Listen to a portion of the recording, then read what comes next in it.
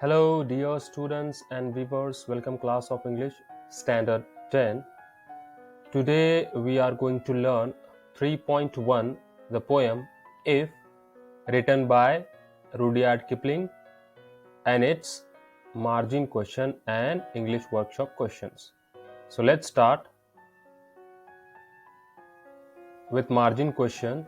Question number first. What does the poet call people who twist the truth to suit them? सच को तोड़ मरोड़ कर अपनी मर्जी के मुताबिक करने वाले लोगों को शायर ने क्या कहा है? आंसर है the poet calls knaves to the poet who twist the truth to suit them. Question number second. How should you react when someone lies about you and hates you? अगर कोई आपके बारे में गलत बयानी करे और आपसे नफरत करे तो आपका रद्द अमल क्या होगा? आंसर है if someone lies about me I will not tell such lies to others about him or her, and if someone hates me I will not allow my self to be controlled by his or her हेटेड, and I would not appear to be perfect or show off my knowledge.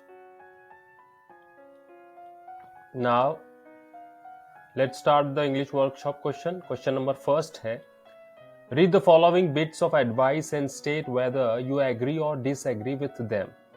Advice, सलाह व मशवरा यहाँ पर बयान किया गया है.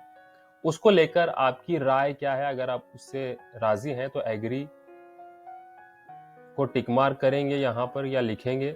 डिसएग्री अगर राजी नहीं है तो डिसएग्री टिक मार्क करेंगे यहाँ पर लिखेंगे. तो पहला एडवाइस है get angry when others commit mistakes. अगर कोई दूसरा गलती करता है तो उस पर हम गुस्सा हो जाते हैं. तो इस एडवाइस से आप एग्री हैं या डिसएग्री हैं? सो दिस वन इज डिसएग्री, ये सही नहीं है. Keep friendship with all classes of people. हमें हर जमात के, हर तबके के लोगों से दोस्ती करनी चाहिए, चाहे वो हाई क्लास के हो या लो क्लास के हो या मिडिल क्लास के हो. So this one is agree. Number third, run away from troubles. मुश्किलात से हमें भागना चाहिए. डिसएग्री.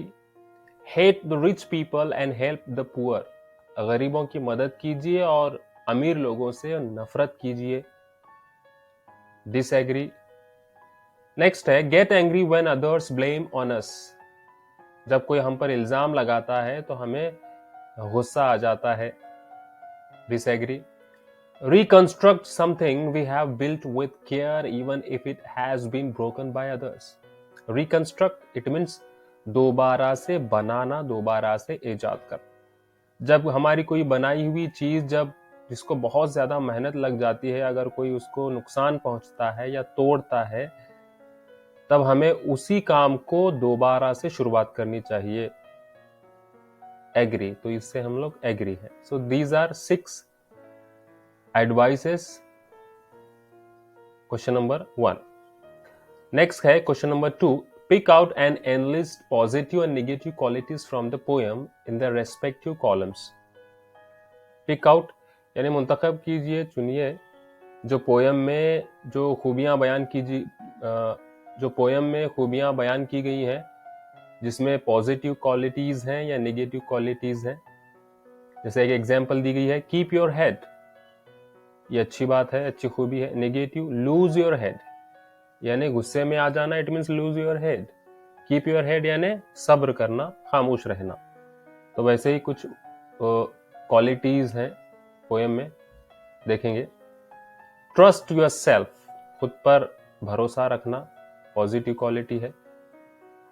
नेगेटिव में डाउट अदर्स, दूसरों पर शक करना, so this is the negative quality. Positive में बी ट्रूथफुल, हमेशा सच्चाई पसंद होना चाहिए. डील इन लाइज, झूठों के साथ झूठा बन जाना या झूठ का साथ देना, नेगेटिव है. बी स्मार्ट, ज़हीन और अक्लमंद बनना है. गिव वे टू हेटिंग, नफरत की वजह बनना है, तो ये नेगेटिव क्वालिटीज है. क्वेश्चन नंबर 3 है Why do the lines in the poem begin with if you can? What effect does these have?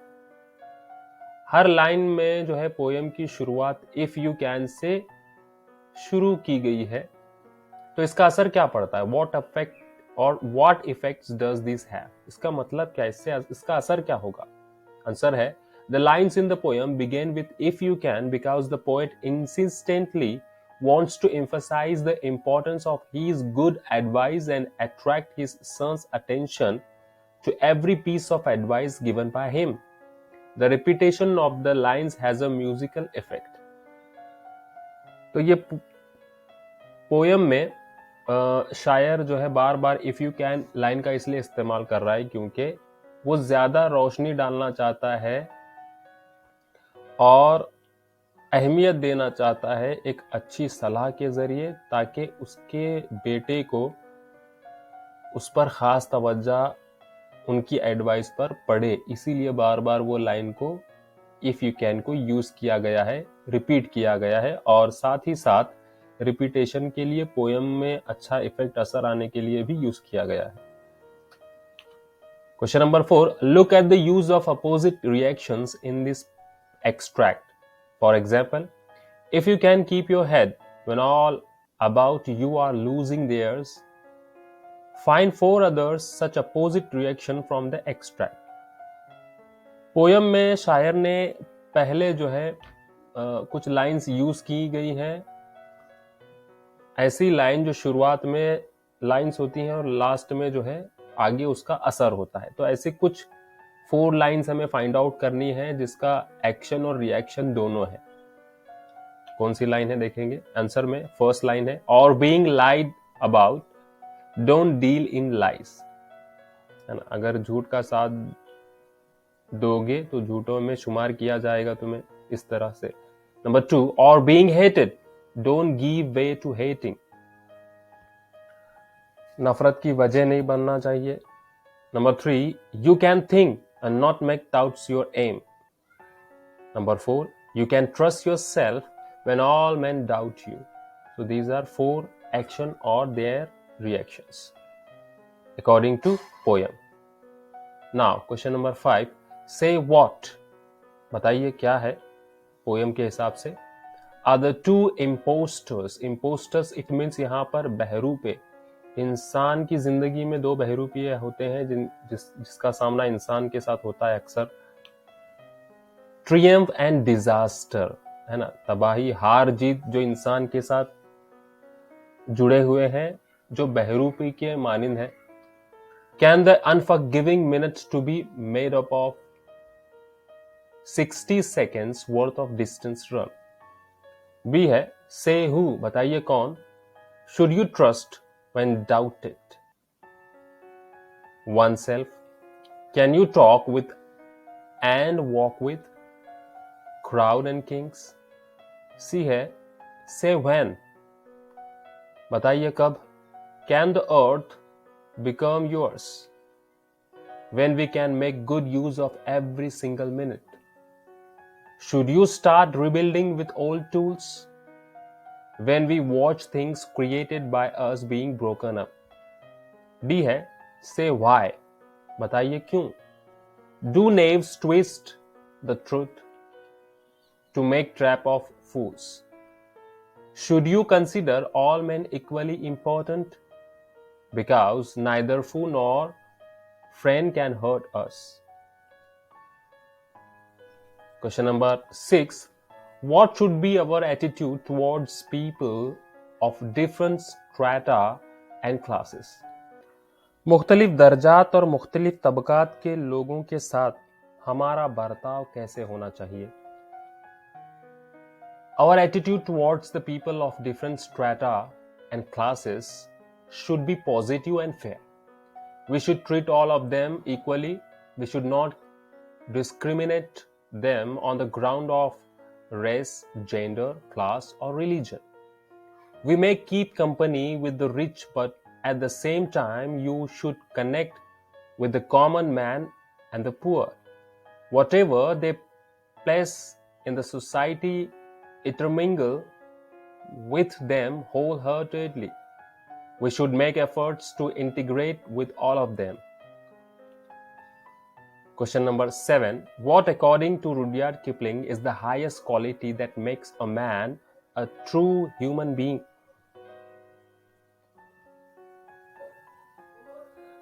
Rudyard Kipling की राय में एक शख्स को सच्चा इंसान बनाने वाली सबसे आला सिफत कौन सी है?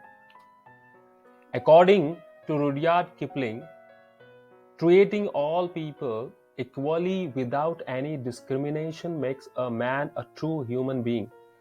रुडियार्ड किपलिंग के मुताबिक सभी इंसानों को यकसा बर्ताव करना, उनके साथ यकसा तरीके से रहना, किसी तरह का भेदभाव उनमें न रखना, एक हकीकी इंसानियत वाला इंसान वो कहलाएगा. Now, question number 8. Identify the figures of speech used from those given in the bracket. ABC में कुछ लाइंस दी गई हैं पोएम की, और वो कौन सी लाइंस कौन से फिगर ऑफ स्पीच को जाहिर करती हैं? जैसे सेमेली है, रेपिटिशन है, एंटीथेसिस है, पर्सोनिफिकेशन है, मेटाफर है, एलिट्रेशन है, एपोस्ट्रॉफी. ए है, if you can keep your head when all about you are losing theirs. तो ये लाइन जाहिर करती है एंटीथेसिस को. एंटीथेसिस यानी जब शायर पोएट जब नज्म में एक लाइन में ऐसे दो वर्ड्स यूज करता है जो एक दूसरे के अपोजिट होते हैं, तो वो लाइन को एंटीथेसिस वाली फिगर ऑफ स्पीच कहते हैं. बी है, if you can meet with triumph and disaster and treat those who imposed us just the same. ये वाली लाइन है पर्सोनिफिकेशन. आप मिलेंगे हार और जीत को जो बहरूपियों की तरह है, यानी हार और जीत को इंसान के जैसा बताया गया, तो पर्सोनिफिकेशन. ठीक है. सी है, and yet don't look too good not talk too wise. Repetition इस लाइन में टू दो बार यूज हुआ है, तो जो वर्ड दोबारा से यूज होता है वो रिपीटेशन वाला फिगर ऑफ स्पीच कहेंगे. डी है, विथ वॉर्न आउट टूल्स. तो ये फिगर ऑफ स्पीच है एलिट्रेशन. ऐसी लाइन पोएम की जिसमें दो वर्ड्स होते हैं और दो वर्ड्स में यकसा आवाज वाले लेटर्स आएंगे, तो ऐसी लाइन को एलिट्रेशन कहते हैं, जैसे यहां पर है WW. So this is the question number 8. Question number 9 है, write a letter to your parents thanking them for advising you when you were in a confused state of mind. Cover up the following points in the body of the letter. आप जब ज़हनी या अब्तरी या तज़बज़ब की हालत में थे, उस वक्त आपके वालिदैन ने आपको जो नसीहत की थी, इसके लिए इन्हें शुक्रिया का खत लिखना है. खत में दर्जज़िल नुकात का होना शामिल है. कौन से नुकात हैं, पॉइंट्स कौन से हैं? Your problem and confusion, the advice of your parents, how you follow their advice, how the problem got solved, your deep gratitude to them. So these are points. ये पॉइंट्स का जिक्र होना चाहिए लेटर में. देखेंगे answer. Ramesh Purandare 10 KBP Boys Hostel, Satara 415001, 23rd November 2022. Dear I and Baba, I am extremely happy to write this letter and thank both of you for your good advice. Actually, when I joined the hostel, I was not willing to stay here any longer. I couldn't adjust to the environment and even with the boys here. But in Diwali vacation, you both convinced me and told me how to mingle with the boys here and even how to get accustomed to the conditions here. So now I am quite sure that I would leave here happily. Whatever advice you have given is definitely good for me. When I came back here, the whole scenario of the hostel and my preconceptions about the hostel life got totally changed. Why, I don't know, but now I am very much happy to live here and intermingle with my hostel mates. If you had not advised me on this issue, I would have left the hostel long before, and my whole academic year would have gone wasted. Thank you very much for making me realize the importance of education and adjustment in the life. Thank you once again for whatever you have done for me. Convey my regards to Grandma and love to little Preksha. Waiting for your next letter as early as possible. Your loving son, Prathamesh. तो ये एक format है letter का जिसमें प्रथमेश अपने आई और बाबा को letter में बता रहा है कि जो भी एडवाइस उन्होंने दी है उस एडवाइस पर अमल करते हुए वो हॉस्टल में रह रहा है, पढ़ाई कर रहा है और अपने आप को एडजस्ट कर रहा है। क्यों कर रहा है वो ऐसे? क्योंकि उसके आई और बाबा ने उसको एडवाइस दी थी कि अपने आप को एडजस्ट करना सीखो। तो वो एडवाइस पर उसको क्या कर रहा है, वो फॉलो कर रहा है। अगर वो उनके एडवाइस को फॉलो नहीं करता तो वो वहां पर अपने आप को एडजस्ट नहीं कर पाता। तो यही बात वो इस लेटर के जरिए बताना चाह रहा है। क्वेश्चन नंबर 10 है, draft a speech to be given during the farewell for standard 10 on the topic changes I would like to in school education of our state. एक स्पीच तैयार करनी है फेयरवेल के दौरान, है ना। 10वीं जमात के तलबा की जो है अलविदाई तकरीब के लिए दिए हुए मौजू पर जो है क्या करना है, तकरीर तैयार करना है। मौजू क्या है? ग्रीटिंग्स एंड सैल्यूटेशन, आदाब व एहतराम, self introduction and introduction of the topic, खुद का तारुफ करना और जो टॉपिक दिया गया है। चेंजेस, तब्दीलियां I would like in education of our state, रियासती सतह में एजुकेशन तालीमी जो है उसूलों को किस तरह से तब्दीली लाना। A catch it out episode news etcetera to start with, कोई एक अकवाल ज़रीन या कोई न्यूज से स्टार्ट करना। 2 or 3 changes that you suggest with their reason, 2 या 3 मौजू या उन्वान को लेकर चेंजेस होने चाहिए। कंक्लूजन, इख्तिताम मुनासिब होना चाहिए। थैंक यू एंड ग्रीटिंग, और इस तरह से कहकर जो है स्पीच को एंड करना है। चलिए देखेंगे sample answer. Changes I would like in school education of our state. Honorable Chairperson, respected headmaster and teachers, I, Nikita Desai from Standard 10th A, wishing you a very pleasant morning. I am here to express my views on behalf of all my classmates and to bid farewell to our school, teachers and all of you. After spending almost 10 to 12 years in this school, we are now capable to keep our steps out in a very different world. And I am sure, being the student of this school, we would never fall short anywhere and in any field. I know the chief guest of today's program is that Education Minister of our state. So I take this opportunity to suggest some changes in the school education of our state. The first and very important thing I would recommend is about the option. There should be internal option to each and every subject. The child should be free to opt whatever he or she likes. Teaching and learning process should not be monotonous. It should be interesting. Every child should take part in this process. Teacher should not be an authoritarian. One more thing I would suggest about the examination. Examination should not be mandatory. Even upgradation of a child should be based on his or her internal performance. Written examination should not be given the whole credit. There should not be a burden of homework. It should be done at school. I know it's quite difficult to implement everything all of a sudden. But if you go step by step, it is a quite feasible suggestion. I know education in Maharashtra is better than other states. But if we make these changes, teaching and learning will be more enjoyable. I hope you will try to understand the views of every child. Wishing my friends all the best of their examination and for their bright future life. Thank you for listening to me carefully and attentively. जय हिंद। तो ये एक तरह की speech है, निकिता देसाई ने education system को, जो महाराष्ट्र स्टेट का है, तो खुसूसी मेहमान है एजुकेशन मिनिस्टर वजीर तालीम, उनके सामने जो है एजुकेशन को लेकर, तालीम को लेकर कौन कौन सी तब्दीलियां आनी है या आ सकती हैं, ये उस बच्ची ने यहाँ पर बताया है इस स्पीच के जरिए। नेक्स्ट क्वेश्चन है, प्रोजेक्ट है।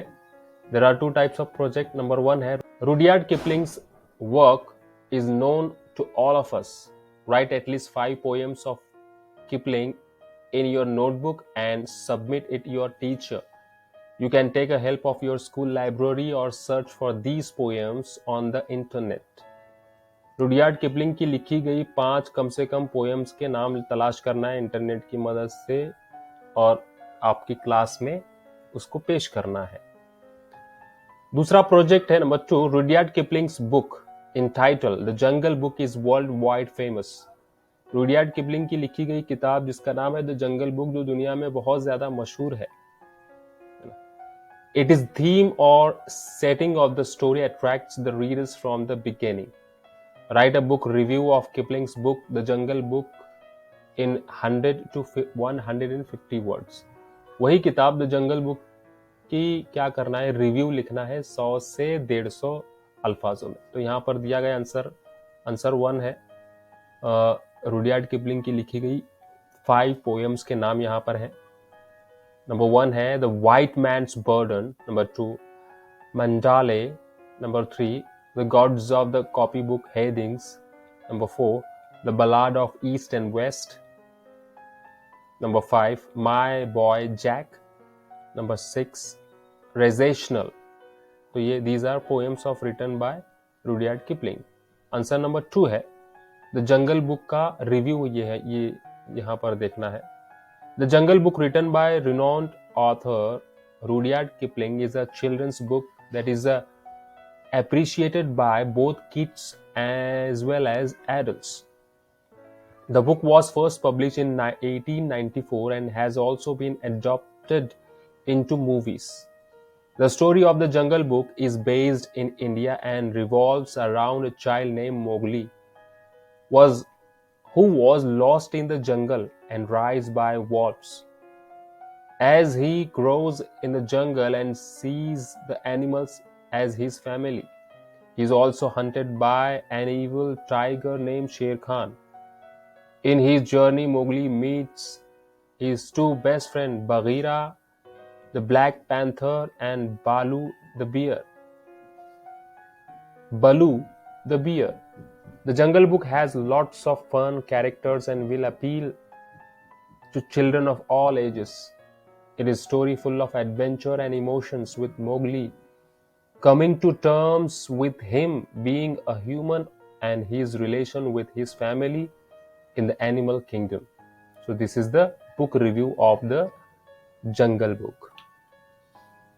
So this is the margin question and English workshop questions of 3.1 poem If. Thanks for watching.